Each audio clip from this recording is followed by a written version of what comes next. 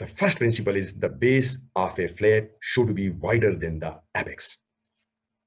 This base may be narrower when a major artery is present in the base.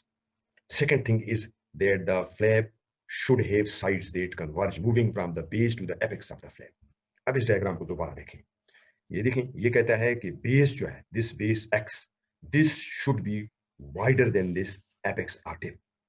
ठीक है, और ये इसी सूरत में ये बेस जो है इसके इक्विवेलेंट या नेरोवर हो सकती है जब ग्रेटर वेसल हो, जैसे कि ग्रेटर पैलेटाइन वेसल हो सकती है हम, या पैलेटल रोटेशनल फ्लैप लेते हैं। ठीक है, तो ये हमारा फर्स्ट प्रिंसिपल क्या हुआ कि बेस और width this should be broader, wider और greater as compare to the apex of the flap. ठीक हो गया, ये हमारे पास क्या होगा, फर्स्ट प्रिंसिपल हो गया। सेकंड प्रिंसिपल क्या है, the length of A flap should be no more than twice the width of the base। ये थोड़ा सा समझना मुश्किल है, हम ट्राई करेंगे इसको एक्सप्लेन करने की। कहना ये चाहता है the base or width should be greater than the length of the flap। ठीक है ना, अब देखें इसको यहाँ पे एक्सप्लेन करते हैं। ये पहला हमने एक्सप्लेन किया, पहला जो प्रिंसिपल था कि this x should be broader or greater than this apex। ठीक है, अब ये जो x है इसको हमने कंपेयर करना है इस हाइट के साथ।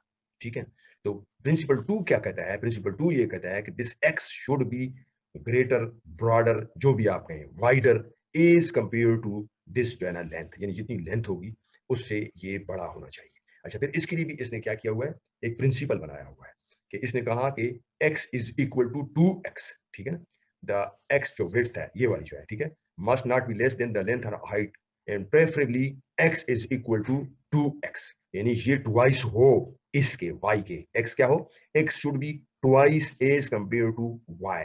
Therefore आप देखते हैं कि x is equal to 2y। तो आप देखें पहले प्रिंसिपल में तो क्या था कि x बड़ा था एपेक्स से, दूसरे प्रिंसिपल में x बड़ा है y से, गोया कि x जो है एपेक्स से भी बड़ा होगा, प्रिंसिपल 1, और क्या है, y से भी बड़ा होगा, इसकी हाइट या क्या है इसकी जो लेंथ है इससे भी बड़ा होगा। तो x इज ग्रेटर देन और वाइडर देन क्या होगा, एपेक्स, और इसकी जो विड्थ है वो इस लेंथ से भी बड़ी होनी चाहिए, x is equal to 2y। This is the first and second principal.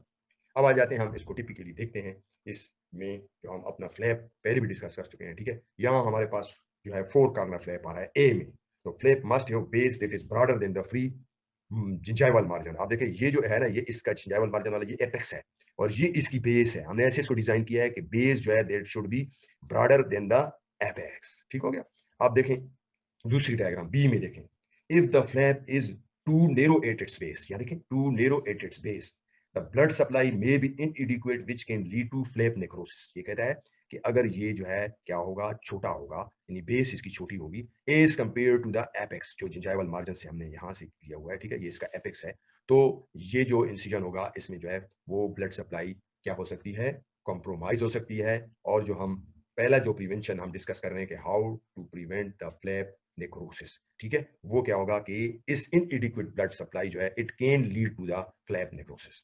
ठीक है, आप देखें यही जो यहाँ पे इंसिजन दिया गया है, रिलीजिंग इंसिजन डाइवर्जेंट है। ठीक है, फ्रॉम द, ठीक है, एपेक्स टू द बेस की तरफ आ रहा है, तो इस तरह है, तो सफिशिएंट ब्लड सप्लाई जो है वो फ्लैप को मिल रही है from the base, from the base. ये बेस हो गया, ये एपेक्स हो गया, ये रिलीजिंग इंसिजन हो गया, डाइवर्जेंट है।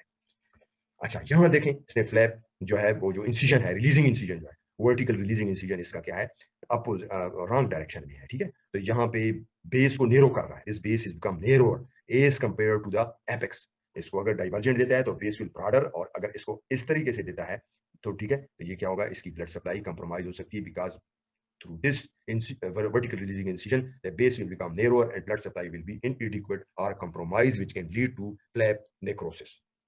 एक और एग्जांपल हम दे सकते हैं, ये देखें area of compromise blood supply है, जो बटन होल है, ये इसकी बेस है, ये इसका एपेक्स है, ब्लड सप्लाई बेस की तरफ से आ रही है, लेकिन यहाँ पे जो है हमारे पास area of blood supply compromise blood supply है। ठीक है, या बटन होल है, तो ये जो है ना क्या है कि यहाँ पे ब्लड सप्लाई इसकी कंप्रोमाइज हो सकती है due to this button hole. अब हम प्रिंसिपल 1 और प्रिंसिपल 2 को समराइज करते हैं, तो देखें base of the flap should be wider than the apex, ये प्रिंसिपल 1 हुआ। और दूसरे में हमने कहा कि the length of the flap should be no more than twice the width of the flap। It means that the width of the base या width या base वो क्या है, ग्रेटर होंगे as compare to the length. तो ये principal 1 और 2 है। अब देखते हैं इसकी कोई एक्सेप्शंस हैं कि नहीं। एक्सेप्शंस टू प्रिंसिपल 1 एंड 2, तो principle 1 and 2 does not apply to the axial flap. ठीक है, इधर देख लें एक्सियल फ्लैप को। अब यहाँ आ जाए, प्रिंसिपल 1 देखें, base of A flap should be wider than the apex. Base of the flap should be wider than, जबकि ये तकरीबन एपेक्स के बराबर है, ठीक है, या थोड़ा सा फर्क है। तो यहाँ पे क्या है, हमारे पास चूंकि ग्रेटर पेलेटाइन आर्टरी है, और ये हमने शुरू में भी कहा था कि बेस शुड बी वाइडर है, लेकिन इफ इट कंटेन्स वेसल और it has an axial pattern blood supply, तो उसमें क्या हो सकता है, base can become a near one. तो ये पहला प्रिंसिपल, इसमें एक्सेप्शन हमने देख ली। दूसरा है कि लेंथ ऑफ ए फ्लैप, जो ये लेंथ है, ये बेस जो है ना, ये बड़ी होनी चाहिए लेंथ से, जबकि देखो लेंथ बहुत बड़ी है, ये देखिए लेंथ बहुत बड़ी है और बेस छोटी सी है, ठीक है। So principal 1 and principal 2 does not apply to the axial flap. दूसरी ये बात करता है कि हमने जो प्रिंसिपल 2 देखा है लेंथ और बेस का, तो ये भी जो है it is a less critical in oral surgery, क्योंकि ओरल सर्जरी में चूंकि as compare to the rest of the body this is less critical, principle 2 is less critical in the oral cavity as compare to the rest of the body, because there is a sufficient blood supply available in the maxillofacial area and especially in the oral cavity।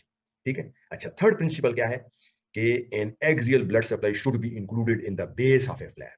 अब आ जाते हैं इस diagram को देखें। आपने repair करना है किसका, ओरो इंटरफेसिकुलर का रिपेयर करना है, ठीक है। तो आपके पास एक ऑप्शन है बकल एडवांसमेंट फ्लैप का, दूसरा आपके पास ऑप्शन है पैलेटल रोटेशनल फ्लैप का। तो प्रिंसिपल 3 ये कहता है कि आपके पास अगर ऐसी सिचुएशन है कि दोनों ऑप्शन आप अवेल कर सकते हैं, तो go for the axial pattern flap, यानी पैलेटल रोटेशनल फ्लैप आपने लेना होगा, because it contains a blood supply, a major vessel, तो इसमें ब्लड सप्लाई सफिशिएंट होगी, तो इसके नेक्रोसिस के चांस क्या है, बहुत कम है, बल्कि ना होने के बराबर है, ठीक है। तो ये कहता है कि आपने एक्सियल ब्लड सप्लाई को इंक्लूड करना है in the base of the flap. तो पैलेटल रोटेशनल फ्लैप की एक एग्जांपल है जिसमें कि हमने एक्सियल पैटर्न ब्लड सप्लाई को इंक्लूड